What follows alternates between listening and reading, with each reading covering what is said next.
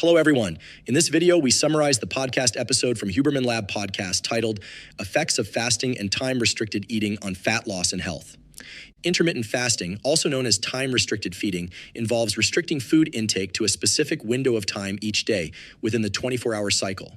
The podcast discusses how and when we eat is as important as what we eat in terms of health impacts. When we eat, our blood glucose and insulin levels rise, whereas fasting allows these levels to fall along with increases in other beneficial hormones. Both animal and human studies show this practice can positively impact a wide range of health outcomes, from weight and fat loss to organ health, inflammation, cognition, and lifespan. An introductory study delved into the underlying biological mechanisms influenced by eating and not eating. When we eat, our blood glucose and insulin levels rise as your body breaks down and processes the food. It takes time after a meal for these levels to baseline as digestion is completed. The degree depends on macronutrient composition. Simple carbohydrates cause the greatest spike, while protein produces a more moderate response and fat the lowest impact. The timing and duration of these responses is important. The size of the meal and how much fat it contains can impact how quickly or slowly glucose rises and falls. Larger, higher fat meals take longer to clear from the system. Light exercise after a meal, like a 30-minute walk, enhances gastric emptying and glucose disposal into muscles. This shortens the post-meal fed state. High-intensity exercise lowers blood glucose if done later in the day after a meal. It raises glucose if done in a fasted state in the morning.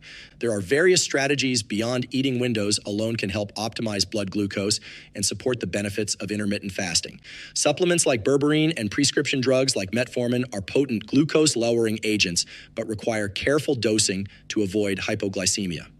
Cinnamon is a mild glucose-lowering agent that can help reduce blood glucose levels. Lemon and lime juice can also lower blood glucose levels due to their acidity. Salt intake is important as caffeine can cause sodium excretion. Low sodium can cause lightheadedness that's mistaken for hunger. A pinch of salt in water can help to stabilize bodily functions and reduce feelings of lightheadedness and shakiness. Continuous glucose monitors allow direct tracking of how different foods, behaviors, supplements, etc. impact blood glucose levels over time. This provides insights on optimizing schedules and strategies. Maintaining relatively low and stable blood glucose is important for health, and intermittent fasting helps achieve this by limiting the daily duration of post-meal fed states.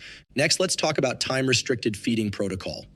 Intermittent fasting is a type of eating protocol that aims to minimize time in elevated glucose or insulin states by condensing eating to 6 to 8 hours daily. People tend to underestimate their actual eating window length. And so, to truly follow an 8-hour window, one should aim for 6 to 7 hours to account for edge cases. Even though 8 hours is proposed as the classic window, but flexibility exists depending on individual contexts like activity levels and goals. If you're new, try a 12 p.m. to 8 p.m. window where no calories are consumed before 12 p.m. and after 8 p.m.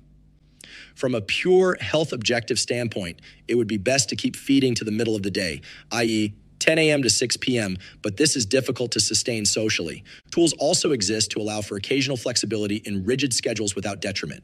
For example, exercise, certain compounds, and even sauna use were presented as means to help clear blood glucose and induce fasting-like impacts despite recent eating. Understanding such nuances provides empowering control. Timing of eating is as impactful as what we eat. Several rigorous human studies demonstrated that eating later at night had detrimental impacts, and continuing this for prolonged periods had elevated glucose and insulin states. This contrasts with common perceptions that calories in versus out is all that matters for weight. Rather, when we eat can profoundly shape our physiology through modulating factors like these hormones and nutrients. Several landmark studies are cited that demonstrate calories consumed are more significant for weight loss than diet composition. Key parameters for an intermittent fasting schedule include not eating for at least 1 hour after waking, avoiding food 2 to 3 hours before bed, and keeping the feeding window in a consistent place in the daily cycle, such as noon to 8 p.m. Consume protein early in the day if your main interest is in building or maintaining muscle, ideally by 10 a.m., which can be difficult considering 8-hour target window. Please note that having shorter 4 to 6 hour windows may cause overeating with respect to one's metabolic needs. Now let's get into the effects of intermittent fasting on the human body. First, effects on blood glucose. Time-restricted feeding and intermittent fasting promote higher levels of GLP-1 during the fasting window between meals. GLP-1 is a hormone released by the intestines in response to food intake. GLP-1 levels rise when a person is in a fasted state with low blood glucose levels. Its levels fall after eating. It stimulates the pancreas to release insulin and inhibits the release of glucagon. Glucagon is a hormone that raises blood glucose levels. Releasing less glucagon helps maintain normal blood sugar levels. This hormone also slows down gastric emptying and promotes feelings of fullness. This helps regulate appetite and food intake. GLP-1 is involved in various metabolic processes beyond just blood sugar regulation. It may also have benefits for brain health and reducing inflammation. Medications that mimic the effects of GLP-1 are used to treat type 2 diabetes. They demonstrate the important role this hormone plays in health. Second, the effects of time-restricted eating on hormones, testosterone and cortisol. Time-restricted eating was shown to lower levels of the stress hormone cortisol in a study on elite cyclists, even while maintaining calorie intake. Lower cortisol levels are beneficial as high cortisol can contribute to conditions like depression. Cortisol also inhibits the effects of testosterone.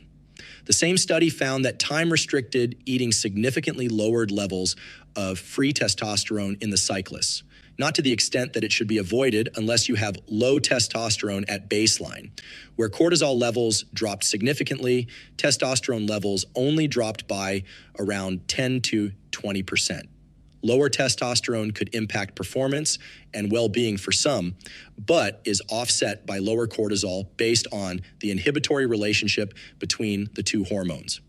For women, maintaining adequate body fat stores and leptin signaling is important for regular menstrual cycles and fertility. Restrictive diets could impact this. Very short 4 to 6 hour feeding windows don't seem to provide benefits and may increase weight, likely due to overeating. This could also impact hormone levels. An 8-hour or longer feeding window appears to be compatible with maintaining healthy hormone levels, at least for most individuals, based on available research. Individual variability exists, so it's important to assess any impacts of time-restricted eating on personal hormone levels and well-being over time. Third, the effect on gut health. Time-restricted feeding has also been shown to improve the gut microbiome by regulating levels of bacteria like lactobacillus, which can be potentially harmful at higher levels. It increases levels of beneficial bacteria that promote a healthier mucus lining in the gut. This is believed to occur through the effects of intermittent fasting on circadian gene expression, which impacts the gut mucus lining. Studies have found time-restricted feeding can help treat conditions like irritable bowel syndrome and colitis by optimizing the gut environment. Fourth, the effect on liver. Intermittent fasting may reduce risk of non-alcoholic fatty liver disease by increasing levels of brown fat, which is linked to lower rates of liver disease. Brown fat levels rise with time-restricted feeding as well as cold exposure, both of which increase levels of stress hormones like epinephrine. Maintaining a healthier gut microbiome and liver function are important aspects of overall health and disease prevention that intermittent fasting supports. These positive impacts demonstrate how timed eating patterns can influence multiple organ systems. Fifth, enhancing weight loss from body fat. Time-restricted feeding has been shown to increase levels of hepatic lipase in the body. Hepatic lipase is an enzyme that plays an important role in fat metabolism. It also reduces levels of proteins, like SIDEC, that normally act to inhibit the breakdown of fat droplets by both increasing a fat-breaking enzyme, hepatic lipase, and decreasing an inhibitor of intermittent fasting optimizes the body's ability to burn fat stores. Over the long term, optimizing hepatic lipase and related pathways may help promote fat loss, specifically when in a calorie-restricted state. Next, the circadian rhythm. The circadian rhythm is a natural internal process that regulates the sleep-wake cycle and repeats roughly every 24 hours. About 80% of our genes cycle in expression levels over 24 hours on a circadian schedule. This includes genes related to metabolism, sleep, digestion, etc. Light exposure is the primary cue that synchronizes circadian rhythms and entrains the central circadian clock in the brain. Daytime light promotes wakefulness. When we eat impacts circadian gene expression. Restricting eating to a consistent 8 to 12-hour daily window helps optimize circadian rhythms by reinforcing the light-dark cycle with feeding fasting patterns. Eating at inconsistent times each day, like late nights on weekends, disrupts circadian rhythms similar to jet lag, countering health benefits. two free resources that can be used to explore and practice time-restricted feeding are My Circadian Clock and the Zero app. Lastly, autophagy. Autophagy is a natural cellular process where the body breaks down and recycles damaged or old cellular components. During sleep, autophagy increases, which allows the body to lean out debris accumulated during waking hours. Fasting enhances autophagy levels beyond normal as the body shifts focus from digestion to other repair processes without food intake. Finally, to conclude, this podcast aims to provide listeners with an understanding of the underlying biological mechanisms at work. An 8-hour feeding window is a flexible guideline, but consistency is important. Focusing on when rather than what we eat can significantly aid well-being. Thank you for watching. Please don't forget to like, share, and subscribe.